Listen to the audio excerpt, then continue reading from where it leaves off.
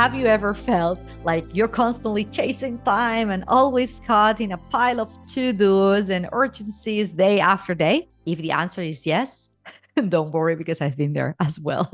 Hello, friend. I'm your host, Alicia Carrasco, entrepreneur, author, wife, and mom of two. And today I'm sharing with you my recipe to start owning your time and making real and meaningful progress in your life. Let's go. So, almost a year ago, I was gifted with the most unique present that I've ever received in my life.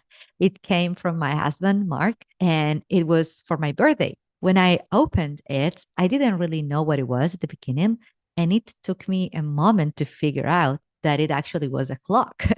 But it wasn't just an ordinary clock, it was a year long clock. And it is actually called the present, a clock that tells you time in seasons and takes 365 days to complete a single rotation. And I instantly loved it because it was actually the most truthful expression of time that I've ever seen. And we even decided to accompany it with a sentence that said, "Time doesn't pass, it just is," inspired by a similar quote in Tolkien's book, The Fellowship of the Ring. And as a side note, for those like me who are Lord of the Rings fans, this quote was actually said by Bilbo Baggins when he is reunited with Frodo in the elvish city of Rivendell. Anyway, we hang this sentence underneath the clock to remind ourselves that it's actually our perception that determines the way that we experience time. And in today's world, we are so used to the hustle and bustle and nonstop action, living on the run, getting up by the clock, and eating and sleeping by the clock day after day, that in general, we have the perception of time as something that we are chasing. We live like in a hamster wheel where we're never going to have enough time. And we end up exhausted at the end of each day, feeling stressed, restless, because we couldn't actually accomplish all that we wanted. And the thing is that, accept in general this perception of time being scarce. And yet, a lot of people spend more than 2 hours a day scrolling on social media, right?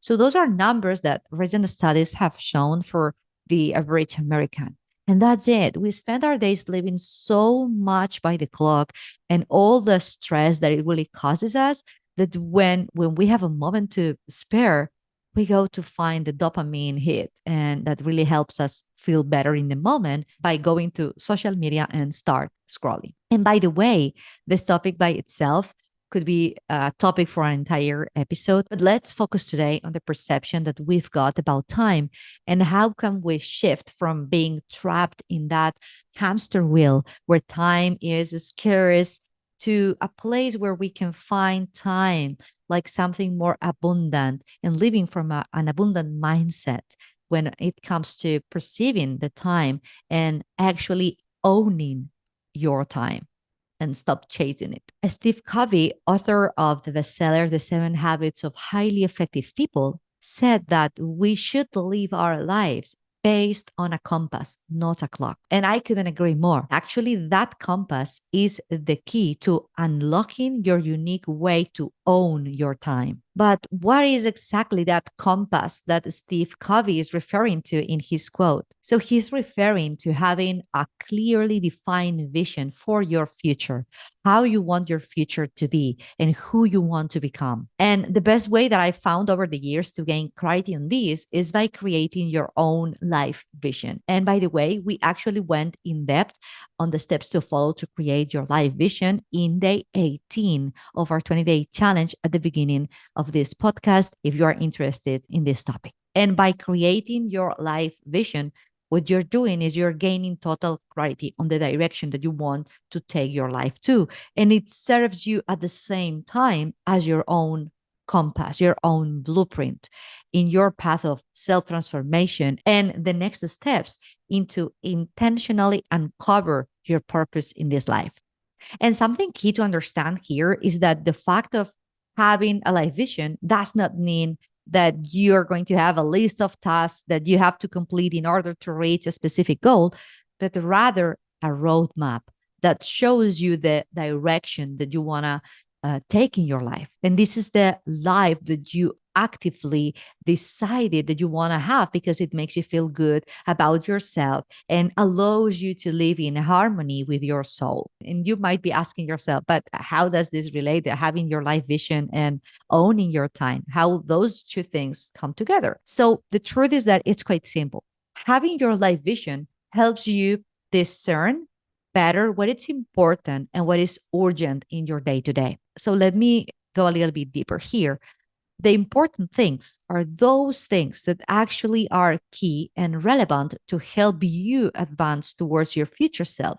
And usually you won't get them done unless you are completely intentional about them. So, for example, important things could be something like start writing that book or start your own business or learning a new language or whatever is it that you have in your life vision or the thing that you would like to accomplish in the future.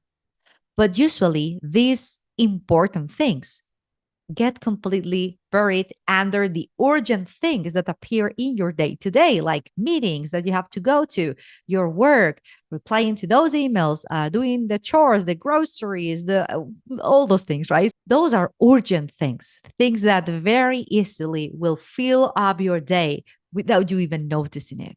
And actually, these urgent things are the ones that create the perception that time is scarce because those urgent things will never stop coming your way. There's never going to be an end to those urgent things. So, what your life vision does for you is it becomes your compass, your guide, and it helps you filter better in your day to day the things that you say yes to and the things that you say no to.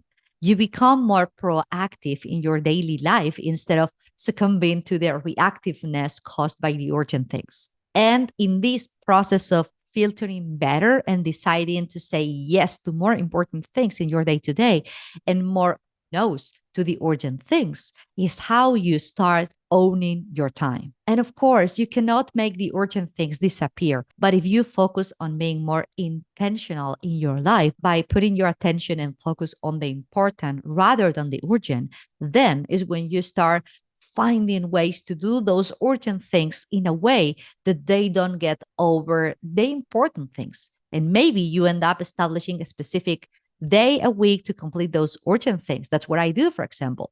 It's on Thursdays. It's like, okay, Thursday for me is the day for the urgent things. Or maybe you decide to hire a part-time personal assistant that can help you with those emails or doing those errands. Or maybe you even decide to stop right now doing those urgent tasks because you realize that they are actually not relevant for your future self anymore. So by being more intentional, you start filtering more and better. And all of a sudden, you find yourself with more time for the important. And when you focus on the important, you start doing less but better stuff that actually helps you make progress in your life. And here's the thing that if you want to walk your path towards your life vision, it is not about working hard. I used to believe that, but it's not about working hard, but working smart that actually will get you there. It's about making progress, meaningful progress, and not busyness. And in my case, honestly, it took me years to put this into practice because I grew up with the perception that working hard is what really is going to make a difference, right, in your life. And it is true, but just to an extent, because you can be working super hard all your life and achieve very little. We all know examples of that, right?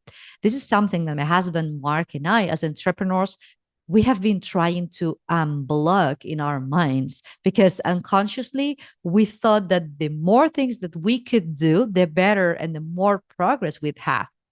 But from my experience, it turns out not to be true. You end up exhausted with a never ending to do list day after day that, in general, are just urgencies that are not going to move you faster in the direction that you want to go.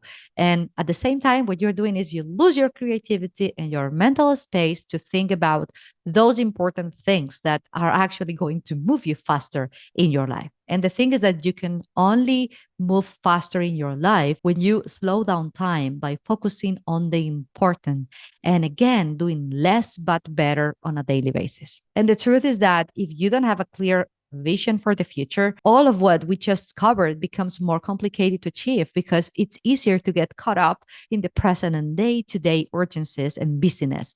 So, alternatively, if you decide to take control by defining clearly your future self and your goals, what is it that you want to achieve in your life, then is when you start being able to act more intentionally, choosing more wisely, and owning your time.